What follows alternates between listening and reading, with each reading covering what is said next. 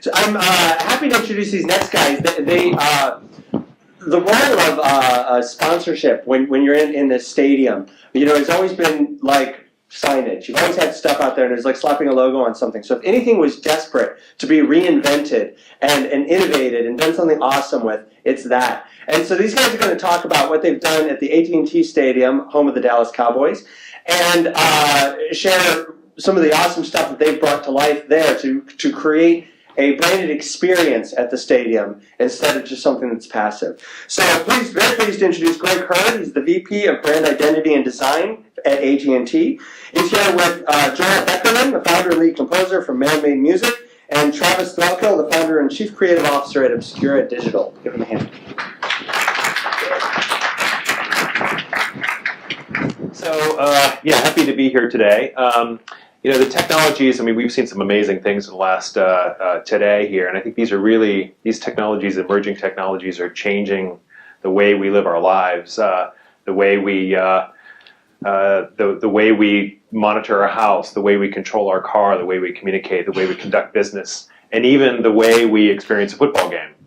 And I'm here with Joel and Travis, and we've got an interesting creative challenge here that we want to bring to you. I think it's kind of a creative challenge on an extra large scale. You're going to see some things that are quite expansive. Before we jump into this, I want to go back into this category a little bit and talk about where it's come from. So this, in my best kind of Howard Cosell, the year was 1973. And the Rich Food Company, which I'd never heard of before, but Rich Food Company bought the naming rights to what was the Buffalo Bills stadium. They paid $1.3 million to get the commercial naming rights. Now, what's really interesting about this is we couldn't find anywhere in any of the photo logs or photo databases any evidence that the Rich Food Company did anything to activate the experience. No photographs, no signage, nothing. So now fast forward to today, and very different scenario. So brands are trying to figure out how to integrate themselves into sports stadiums and any kind of venue in any kind of relevant way. And this is really tricky because you can get this wrong. And so how do they show up? How do brands show up in a way that elevates the experience, in a way that brings new value to that experience? So this was our challenge very much, because last year we bought the commercial naming rights to what was the Dallas Cowboys Stadium. Now it's AT&T Stadium in Arlington, Texas. And this was a very big challenge here. And our first big challenge here was basically to recreate the identity. And this was really tricky because basically we're rebranding a structural icon, and for the Dallas Cowboys, which is far and away the most popular NFL team by far. And so when we were working with the Cowboys, we had a very close working relationship with them, and they had basically two criteria for this, working with the Jones family. One is that the identity had to look like it was there from the beginning, conceived of from the beginning, and it had to be with the same sort of materials, the quality of the fit and finish that was there with the rest of the stadium, which they've spared no expense in this stadium. It's pretty magnificent. But so this is basically a bit of the finished product here, which you can actually see from the stadium here. But just to give you a sense of scale, these letters on the outside are 60 feet tall. Each one of them had to be brought in on a tractor trailer. The Globe logo there is 90 feet tall. And a little bit of trickery here we had to deal with is when that roof opens up, which they do quite a bit, there's only 6 inches of clearance there from the top to the top of that logo. So we had to figure out how to do that. But anyway, this was a very successful. We had we didn't have any riots with the Dallas Cowboys fans at all. In fact, it was a warm reception to this approach. But then we had to turn our attention this year into how are we going to mobilize that experience within the stadium. So what's interesting about this is when we were doing this, we had to figure out, well, what is the expectation of people in the stadium? What do they really want? And this is probably not a surprise to you all, but the 73% of fans are very likely to have their mobile phone when they go into the venue. And you can see here, this is true. You can see this, that people are wanting to capture and share memories. They want to see alternate views. They want to be able to get alternate data. And it's really a whole different experience here. Actually, at the end of the Super Bowl last year, at the last few seconds, there was 12,000 tweets per second of people using hashtag Super Bowl. 12,000 a second.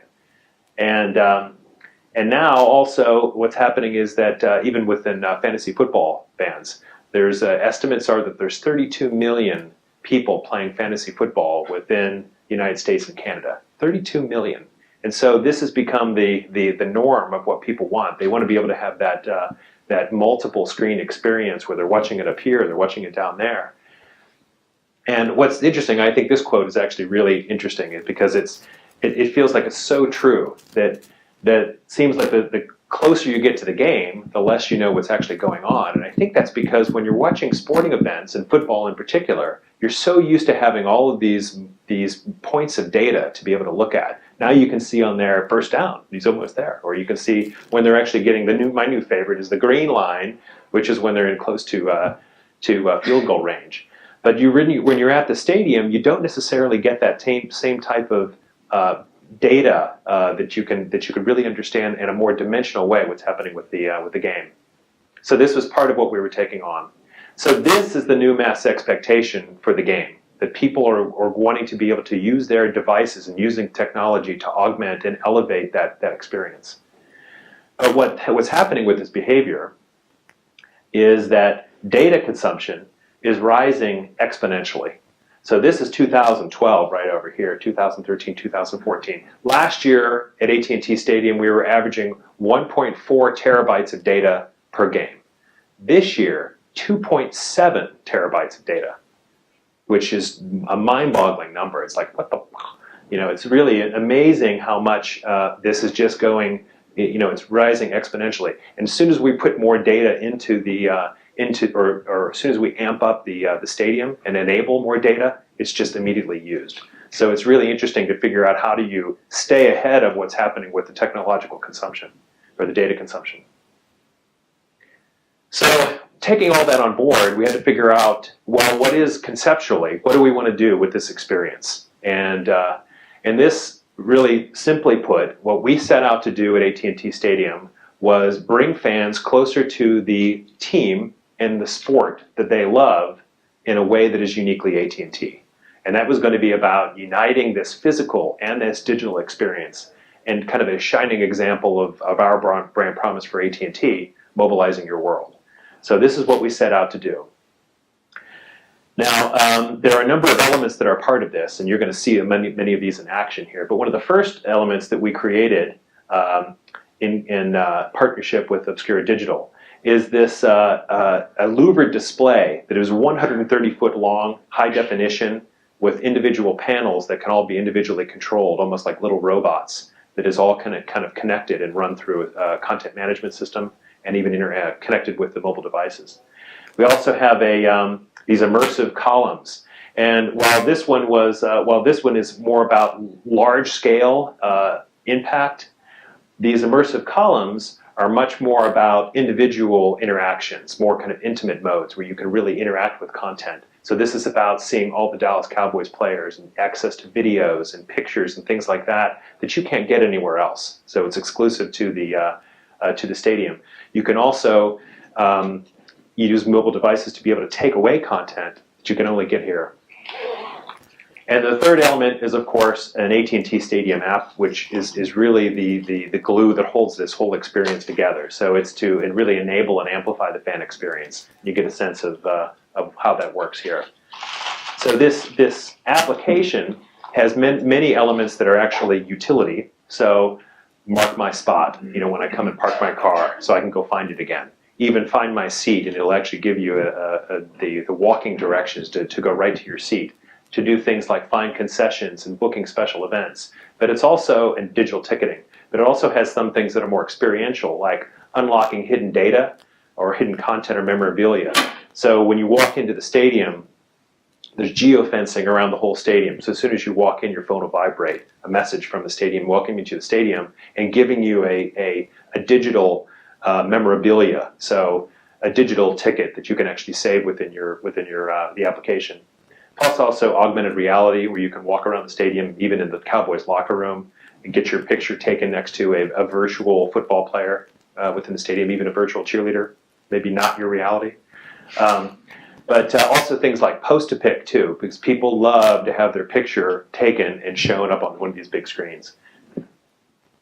So the other thing we've done here too, which I think is a bit of pioneering, is that there's a number of digital surfaces within this environment. For the first time, what we've done is stitch together every one of those digital surfaces to work together with the content and with the sonic scoring. And we've also done this and scripted this through the entire game. So we had to really think really long and hard about how do you score the football experience across the whole 8 hours of the game, from the pregame to the game to the postgame, and figuring out how that's going to work with timeouts and all of that with all the media going around.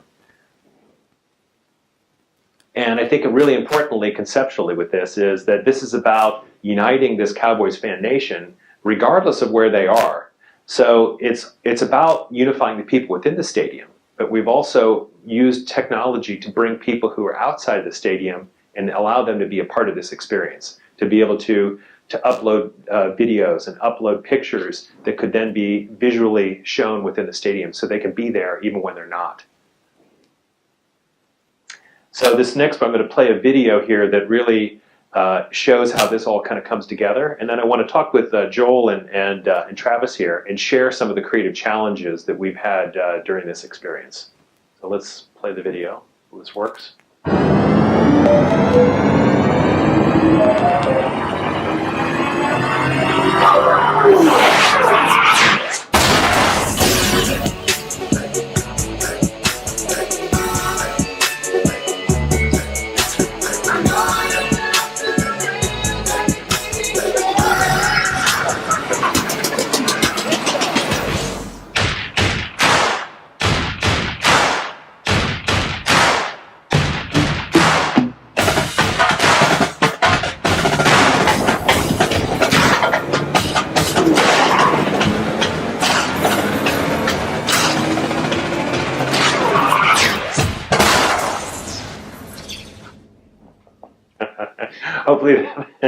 Hopefully that kind of wakes up after the afternoon lunch. Okay, so I want to talk a little bit about the creative challenge here, and I'm just going to take a bit of a seat here, and I think what I'm going to do is turn it over to Travis first. And if you could just kind of talk a little bit about, there was so much that went on with this, so many challenges we had to deal with, and so many of them on an extra large scale, and with lots of different brands kind of coming together. Maybe you could talk a little bit about the, your experience with this project. Yeah, definitely. So I think the first thing that we definitely the first challenge was scale. This thing was huge. This whole place is everyone's big in Texas, so this place was just absolutely massive. But we're also dealing with a lot of people. So when we talk about when we talk about 7,000 people in the building, but also creating accessibility to millions of fans to be able to connect to the stadium. So that kind of thinking, just expanding the scale of everything that we're doing. But also looking at the overall experience in the stadium. When we got in there, it was basically totally kind of a brown chaos, and all the displays were completely disparate. There's really a mess as far as the way we're thinking about using the space itself. So there were a couple of things that we had to bring into the stadium. First of all, was an AT&T app. What can we do in the stadium that would be something completely different from a media and content standpoint? So this is the genesis of this robotic media screen that allows us to do more choreography and motion and movement with content in a way that people are not used to seeing. So, what else about that? Leaving the rectangle is another thing. So we're in an environment where we want to have people have a real experience. We're not just trying to 16 by 9 up to another 16 by 9 screen. So we have to look at what can we do to really, innovate the form factor of how you experience media.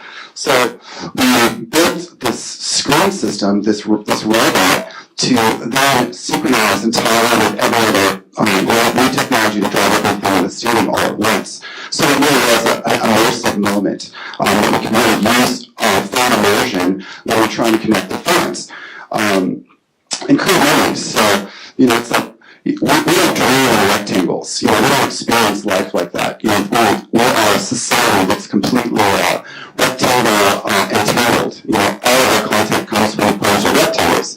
So when we are approaching this, we're looking at everything holistically, like every form and three-dimensional nature of the environment, and trying to approach it from a content standpoint, because then, after we develop the platform form factor, then we have to design content and interaction and data connection, sound, and sonic expression that really takes on our environment and creates a real memory.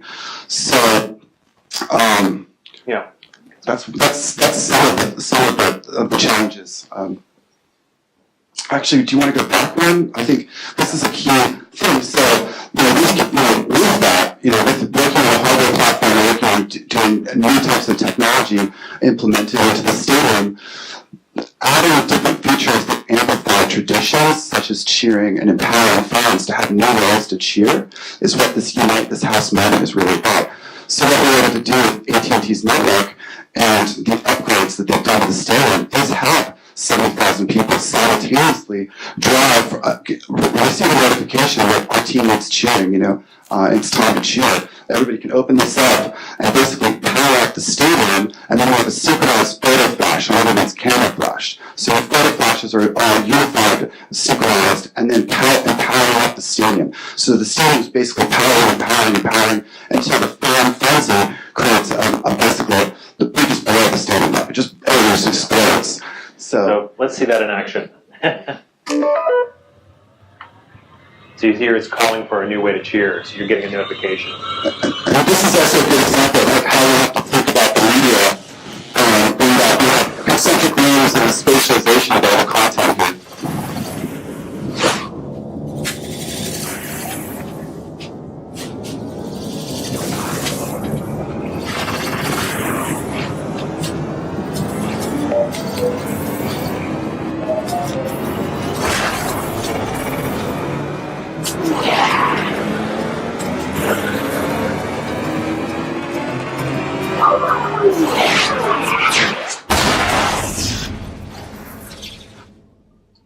So that's a preview with like limited user demonstration. That's like an in-house demonstration, but the whole system's real time. It really requires tens of thousands of fans to really activate the stadium. So it truly is real time. The stadium really is powered by the fans. And talk about home team advantage. Key points in the game. I mean, there are a lot of objectives here and a lot of bits and pieces. It's actually hard to get through everything in a short period of time here. We're trying to give you little bits and pieces of it, but think about the home team advantage that's created at exactly the right moment when the run of show person decides that it's time to unite this house, and what that does to the visiting team. It's pretty amazing. Well, the team started doing really well. Yeah, they weren't very good, and now they seem to be good. So. Yeah, we're gonna try to claim credit for that if we can. I think it was us. Yeah. It's also interesting to point, especially in Unite This House. It's so critical that these are Cowboys moments, but they are brought to you by AT&T, and trying to find that balance, both from a visual perspective and a soundtrack perspective. You might notice the little subtle AT&T notes. Actually, Greg and I have been working on the AT&T Sonic Identity System that we've created across all the channels, touch points, and audiences for the last 4 years. And how do we, one of the design challenges here was how do we integrate that in subtle ways, but you kind of know that AT&T's bringing this experience. But like Greg was saying, it's really about heightening that fan experience and putting the fan at the middle, not AT&T pointing to itself. It really is about trying to create that amazing fan experience. Yeah. And just part of the expression too, with mobilizing your world and this entire mobile world idea. The stadium is we've taken somewhat of a thematic idea around sort of a sentient stadium. So there's a lot of utility that Greg hasn't even touched on. But the stadium knows you when you walk in. So when you arrive, not necessarily in an invasive way, but it knows that you're there, and suddenly you've become part of that ecosystem. So we've been kind of bringing the stadium to actually seemingly alive in many different ways. I want to show this next example here real quickly. This is what we call the fan choir. So we get a moment of, as being one of the sponsored brand, we get a 90-second moment every game. And what we've done with this one is we want to basically bring fans in the stadium and outside the stadium into a moment that we can really kind of show fan spirit. So the example here you can see conceptually here is that we're allowing people to submit, upload video, and they can do it via various social media channels. And then we've stitched this together along with this song called This Is Our House. So I want to show, this is basically conceptually what's going on. I want to show what happens within the stadium. So this is our house. We call this the fan choir. Cowboys fans, whose house is this? This is our house! Oh, this is our house. Oh,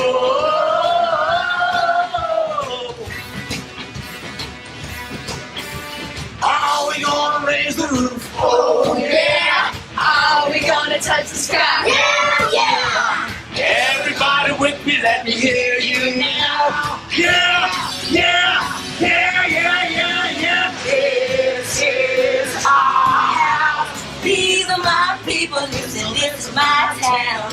This is our house. Ain't nobody know we're gonna knock it down.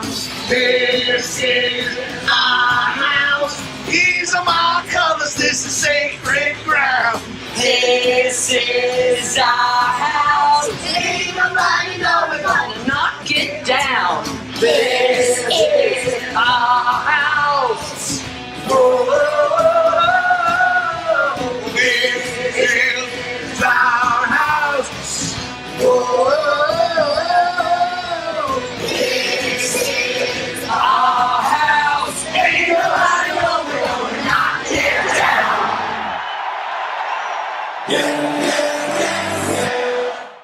It's a good example there of, as Joel was mentioning, the sonic identity for AT&T being kind of weaved into that. So this is a way we're kind of having our brand show up in a way that we feel like feels very relevant and feels like it's getting people closer, bringing fans more closer together, using our technology to enable us to bring fans within the stadium and outside. So I think it's very powerful, the idea that you can put a video singing this song and have it show up within this moment every game. And yeah, it's different every game, and BBDO created the concept for this and made this work. So another thing we're doing here is a post-a-pic. This is if people want to be able to show their pictures. So through the app, we're allowing them to take a picture with the app, and you can see your picture kind of scrolling across the big screen. Also, Cowboys moments as well, where we can allow people to almost compete against each other with their Cowboys IQ. And this is something too. We know that kind of virtual digital hierarchy is very important with fans.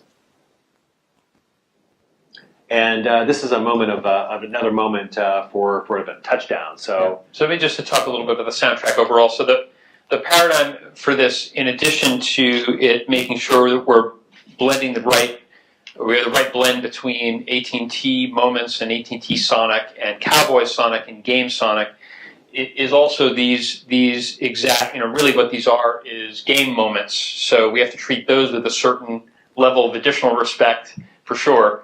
And maybe also helpful just to think that the paradigm for this overall is we're scoring the entirety of the fan experience from a sonic perspective. It's not what's the sound of this, what's the sound of this, what's the sound of this. We want to really score it almost like we're scoring a movie and looking at how can we highlight each of those moments individually, but how do we tie it all together? So this is what there's a couple of game moments here we're sharing. And this is, of course, touchdown, which we hope there's a lot of. But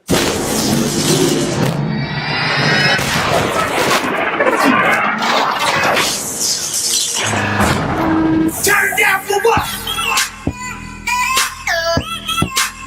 Turn it down for what? Turn it down for what? Now it's the Turn. Okay, and then also Fort Town. Yeah. This as well. Okay.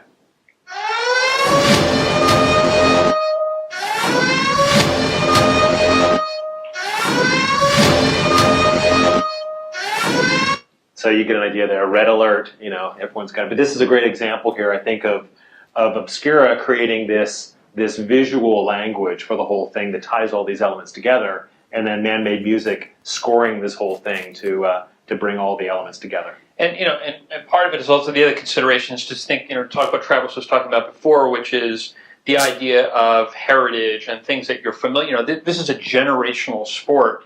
There are so many fans that have been coming to this stadium for generations, and there are certain things, certain pieces of music that there's familiarity with, and rather than just play them again, we would sort of turn them on their ear, do mashups. The other design challenge we had to work with from a sonic perspective is if you make a sound out of the speakers in that stadium, it takes 8 seconds until all the reverberation dies down. So you have to kind of think about that, because if you put too much sound in the sound space, and we actually have Ben Aarons in the audience here who worked on a lot of the sonic cues here on this, but it's very easy to make it cacophony and really a horrible experience. So we have to kind of keep those things in mind as well.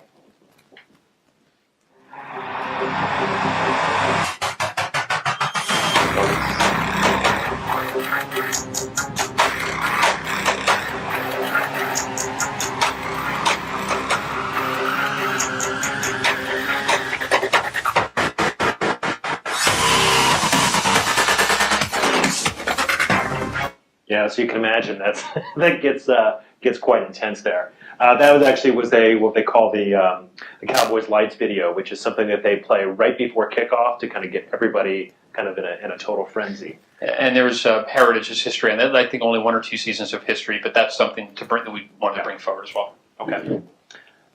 So maybe we had to talk just a little bit about what we sort of see as being next with this, because we introduced a lot of the utilities happening, but we think there's going to be more utility where you're going to be able to check traffic patterns, find alternate routes to get in and out, egress within and out of the stadium, also concessioning, but also alternative views. Being able to see the game from multiple angles while you're sitting in the stadium, which is pretty fantastic. That type of idea. So we're really looking at it from the whole game here, really building out a roadmap of where we think is going to be possible with this. I think what we ought to do now is because I think we've got some time for some questions as well. So maybe we can just kind of open up and get some questions on this. Yes. Great job, by the way, for taking a network environment of this scale and being able to create this kind of experience.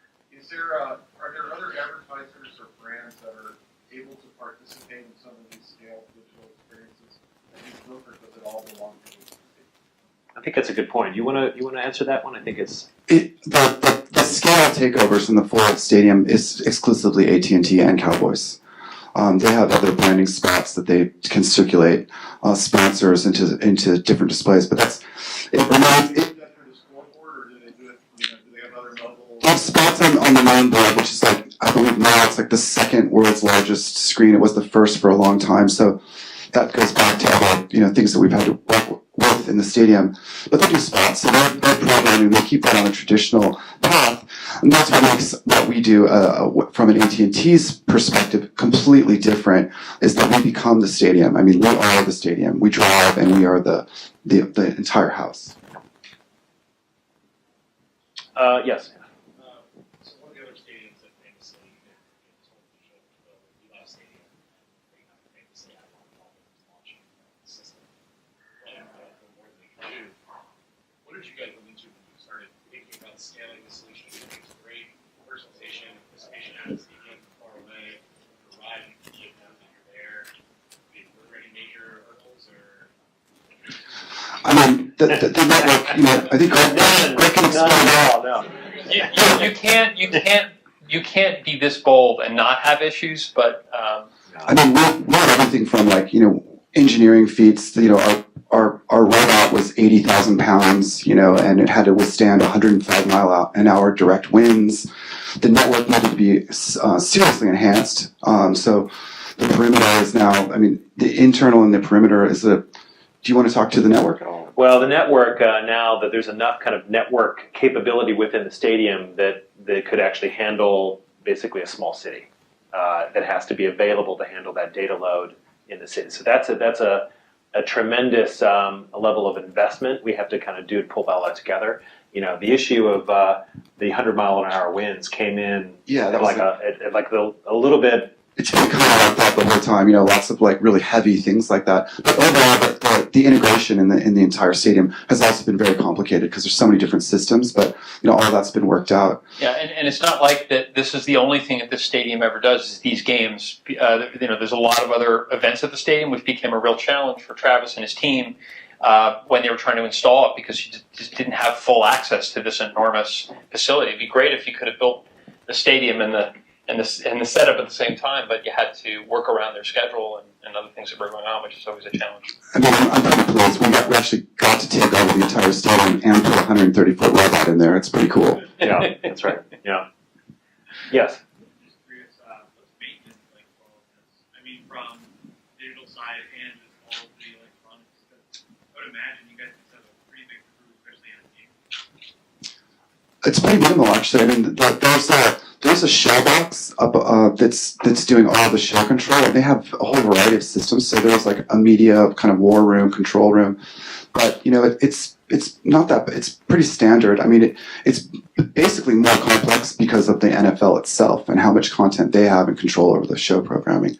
And there's a lot of cameras. So just around there's a perimeter ring of 24 4K cameras that just do a 360 circumference around the field itself, and those are coming in. So that's not even all the broadcasts. They're doing like bullet time in 4K as a dynamic piece. So there's just a lot of inputs.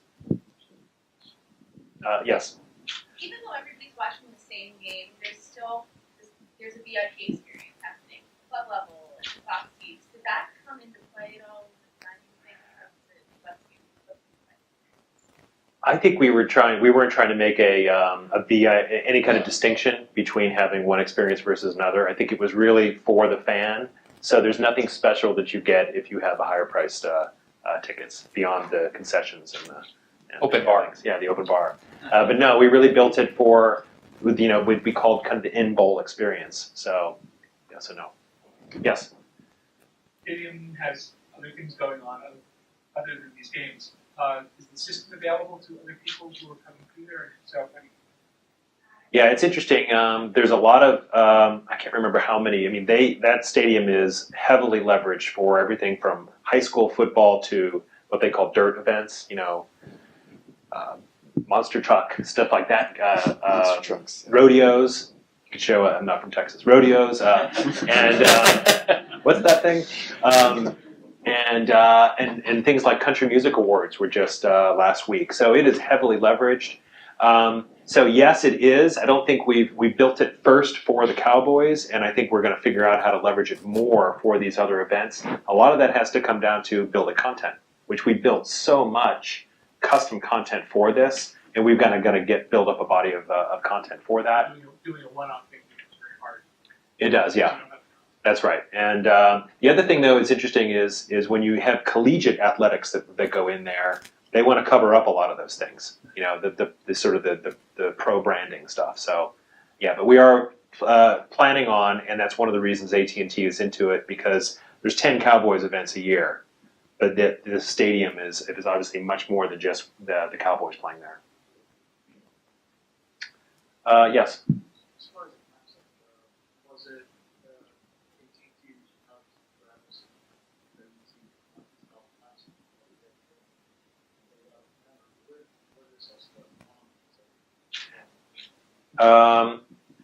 I guess we're into our second year with this. First, we started with, like I said, the first year was just the identity, and that we had to do very, very quickly. We worked with Interbrand to help us build all that out.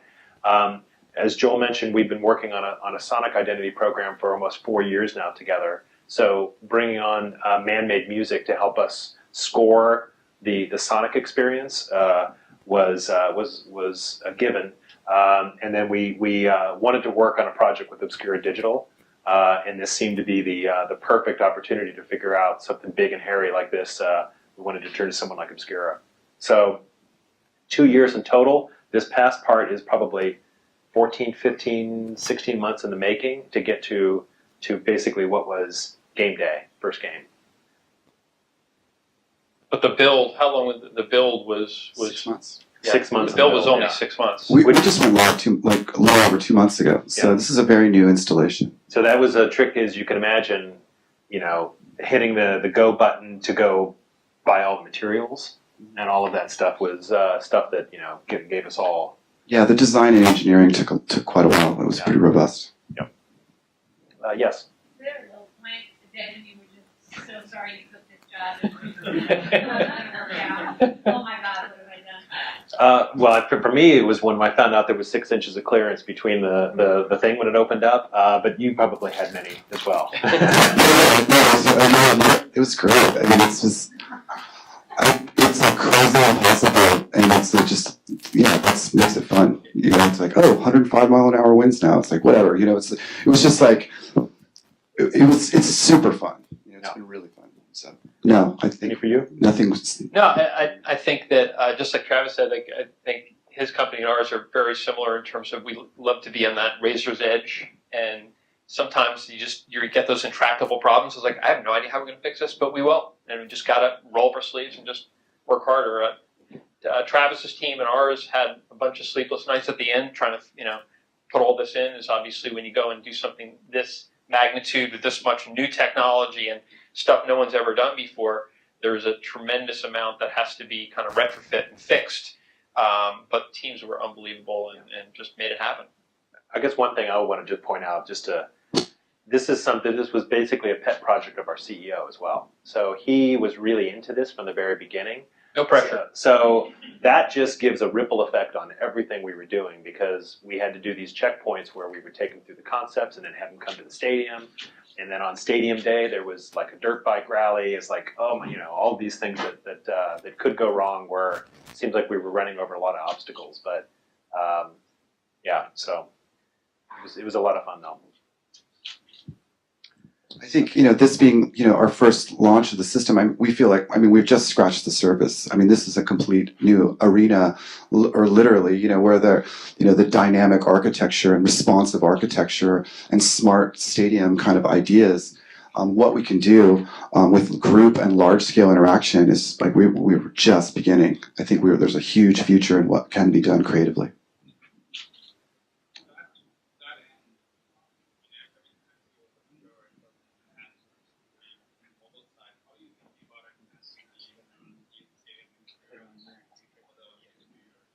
I think some of it will be new content. We have a roadmap of new content that we want to create. I think it will. I think some of the things are operational within the stadium. For instance, we couldn't get the concessions. We could get it to work technologically, but to get all of the people really to make that happen, where you could actually order nachos and a hot dog, and then kind of see how long it's going to take to get there, and then basically just pay. Some of those things were technologically possible. We had to get the operations of the stadium in sync. So many things that we've got to do on a roadmap perspective. Yes, Jason. What kind of potential do you guys see in wearables enhancing fan experience? I'll take this. So I think it also answers your question, like what are some of the other things that would beyond what's on screen right now that we would be doing. We would put haptic devices or put wearables on certain players. So this is going to take some time to get through so that our fans can get a haptic response. So when your favorite player gets sacked, you can feel it rumble. We're starting to really touch our players. Things like that, I think, would be just the beginning of that. But there are a way to feel the game. That's why I think it's via mobile. Feel mobile, and I'll be able to have those. I mentioned alternative views. If we could have camera views that are dropping down right above, that you could kind of see that on your mobile phone or on some other device, or be in the huddle cam. Wouldn't the huddle cam be great? So I think these kind of things are again, I think we're just scratching the surface on what's going to be a possible. And then, sonic things can be done that we will begin working on, which is like when we have 70,000 speakerphones, in speaker mode going, we're going to get some very, very interesting audio environments. So that's stuff that we can also create whole new oral experiences where you have 70,000 phones doing a synchronized or orchestrated audio moves, so there's just, we're dealing in scale. I think we have so many. There's so many people. It's really, these are big group experiences. Great. Any others? Okay. Well, let me just say that just going through a project like this, I couldn't have worked with a better set of teammates on this with Joel and Travis on this, because it was it was great and it was extra large. So Sure. All right. Thanks. Thank you.